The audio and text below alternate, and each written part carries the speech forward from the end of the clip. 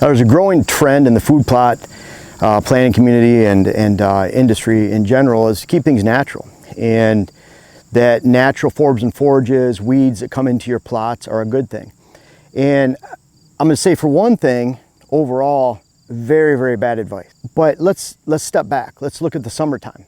Summertime food plots, a lot of times you shouldn't be planting because, if you watch my videos, you're attracting a huge army of does. You're not really helping the health of the herd, and I've gotten that straight from leading deer biologists, research biologists, because there's so much food. You look in the north half of the country, for example, and there are exceptions. You go down to the arid southwest, maybe the heat of southeast of the southeast, then there's probably exceptions, and I know there are, that that summertime is a really rough time on whitetails during that time, where our winter time is a rough time up here in the north. So you could flip this around, look at it two different ways. But the summertime, a lot of times, for one, you don't need, it always feels good.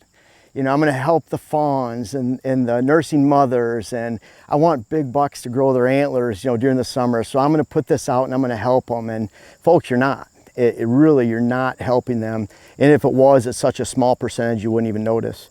I'm going to bring up a little phrase that I came up with years ago, is that healthy dead bucks don't grow either. And what that means is that if you did promote some percentage of increase of body weight, antler growth, higher lactation rates for mothers, and maybe a little bit more weight on a fawn, if you do that at the expense of your fall, and you do that at the expense of a time when the deer need those nutrients the most, and when they need that food, when they need that volume the most, then you're really doing a disservice. And if you're not providing those nutrients in the fall, guess what? That healthy buck that you had all summer, he's over into the neighbors getting shot. So that's where I came up with that phrase, healthy dead bucks don't grow either. I think that's in my first book I came out with in 2012. So let's back that up to that summertime.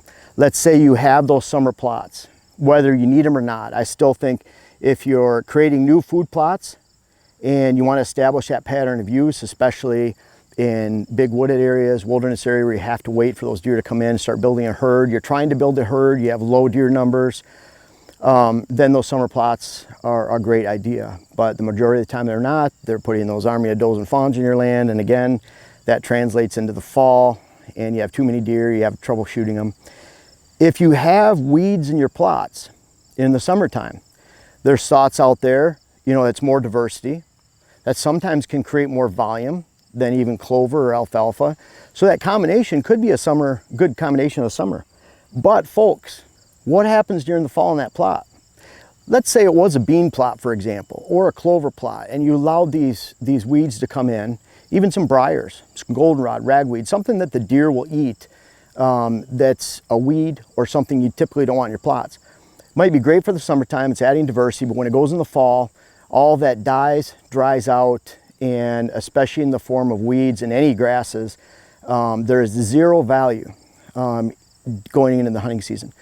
And when you have zero value going into the hunting season, and you have that laying down, it's dead, then not only is there no food, but if you're doing that in an old field, there's no cover. And that's a different video altogether.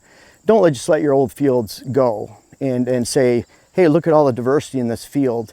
And I'll touch on this in another video, but real quick, please don't take that advice that just let these old fields grow into something, and this is going to be great for the deer. Again, that cover is laying down flat during October, November, December. There is no food because it's dead and dried out during October, November, December. And if you're not producing a quality property and quality habitat during October, November, December, and you could extend that to January, February, March, then you're really not doing much for the whitetails. You're really not helping them out much. And if that cover's laying down, you're not doing anything for the wildlife either, rabbits, pheasants. So think about that. But I really want you to go back to that trashy food plot discussion. If you have weeds going into the fall and they're taking from your food plots, let's face it, even my clients, my average client has about 100 acres. About half my clients are 60 acres or less per year.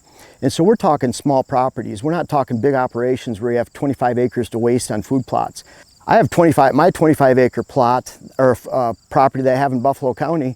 I'm just hoping to have an acre and a half, an acre and 3/4 right around there. That's a good fit for that size property.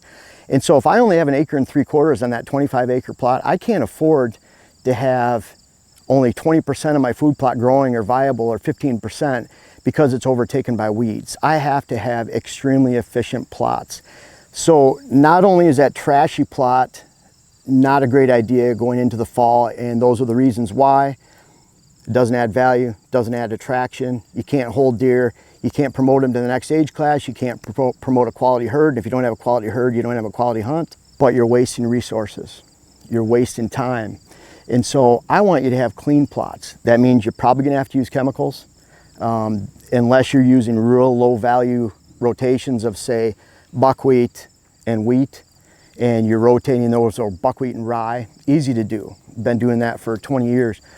But it's not a high value going into the hunting season if you just have the rye and that diversity. It's not enough to last through the season.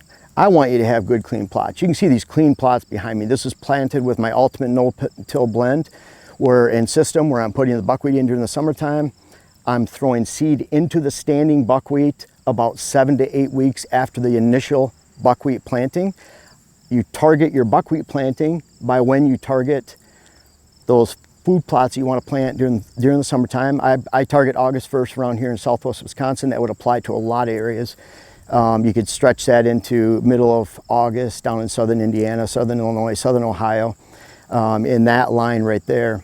But I want there to be a lot of volume on this, and you can see we're creating that. We have beans, peas, and oats right here. Planted that just broadcast it right into the standing buckwheat. We smashed this all down with our Packer Max while we were planting. And then very importantly, we followed up with a 2 quarts per acre glyphosate spraying. What that does is that makes that buckwheat go away quickly. It makes it the green turn to brown. When that happens, it allows sunlight to come through and grow that brassica. And we're getting, where the buckwheat's the strongest, it's no coincidence that we have the best food plot crops, whether it's brassica or beans, oats, and peas. Where we had some weeds in the plot, that's where we're getting little to no growth. In fact, over here on another brassica plot, 1 out of the 7, it's the smallest one, thankfully, we had a high percentage of grass, and so we didn't get a good brassica crop because that smothered that grass smothered the seed, and it wouldn't allow it to germinate. It allowed it to germinate, but it wouldn't allow it to grow after germination. So we're going to replant it today, and we have time to do so. So think about that. Trashy plots during the summertime, not a bad idea. That's okay. But if you're taking that plot like clover or beans into the fall, and you're allowing that trash to exist in there at a high percentage, you're going to have very poor value plots. And when you have small properties, you just can't afford to be that inefficient with your plantings. Get the trash out of your plots. Watch these videos. You'll learn how. My whole goal is to always limit the amount of chemicals that I can. And I'm not using chemicals for the fun of it. I'd rather not buy them. I'd rather not take the time to spray them.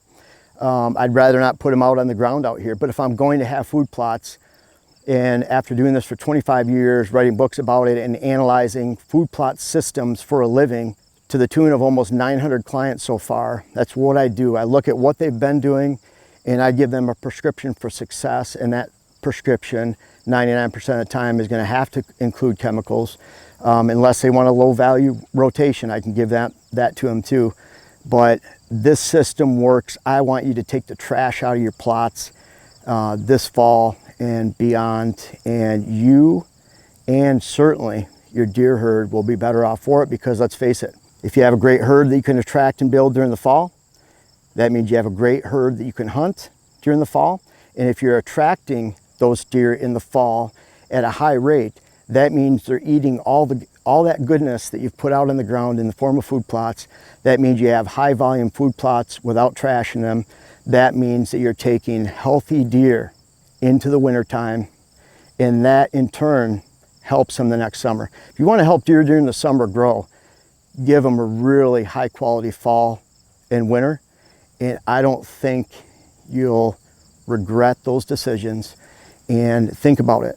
Is it better to offer great food at a time when the local habitat is a 10 out of a 10?